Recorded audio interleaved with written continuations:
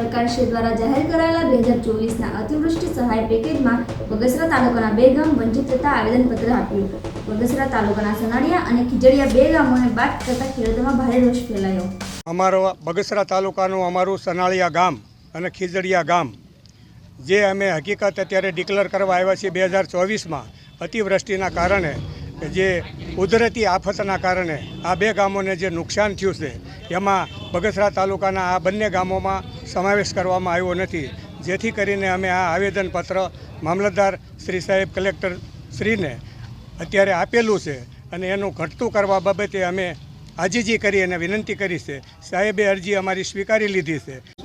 મારું નામ છે સોરુભાઈ ભણભાઈ વાળા, ગામ સનાળિયા ગામનો હું સરપંચ છું અને મારા ગામના ખેડૂતને અમારું ગામ ખીજડીયા અને સનાળિયા 2 ગામને આ જે પેકેજ જાહેર થયું એમાં સમાવેશ કરેલ નથી, તો અમે અત્યારે આવેદનપત્ર મામલતદાર સાહેબને આપવા આવેલા છીએ। મારા ગામના તમામ ખેડૂતો એની સાથે હું છું અને અમે 2 ગામે સાથે થઈ અને સાહેબને આવેદનપત્ર આપ્યું અને અમારું જરૂર ને જરૂર આ માંગણી સ્વીકારે એવી અમે નમ્ર વિનંતી કરીએ છીએ। સાહેબ નામ છે ગોરધનભાઈ નારાયણભાઈ ગઢિયા, મારું ગામ સનાળિયા છે, બગસરા તાલુકાનું સનાળિયા ગામ છે।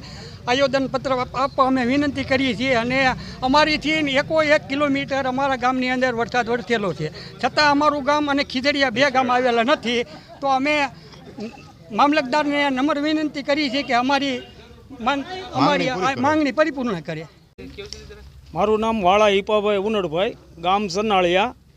હવે આપણે 24ની સાલનું જે પાક નુકસાનીનું અમરેલી જિલ્લામાં બગસરા તાલુકાના જે સનાળિયા અને ખીજડીયા ગામ જે બાકાત રાખેલું છે એના અન્વયે મારો મુદ્દો છે। હવે બગસરા તાલુકાના જો 34 ગામ હોય અને 2 ગામ જો બાદ કરવામાં આવ્યો હોય, એમાં આજુબાજુના ગામમાં અનહદ વરસાદ હોય તો આ ગામ 2 કિલોમીટરની રેન્જમાં કેમ નહીં? અને હકીકત નુકસાન થયેલું છે, ઘણી વખત રજૂઆત કરેલ છતાં હજી આ દિવસોમાં કાંઈ એનો ઉકેલ આવેલો નથી, તો વહેલી તકે ઉકેલ લાવવા વિનંતી।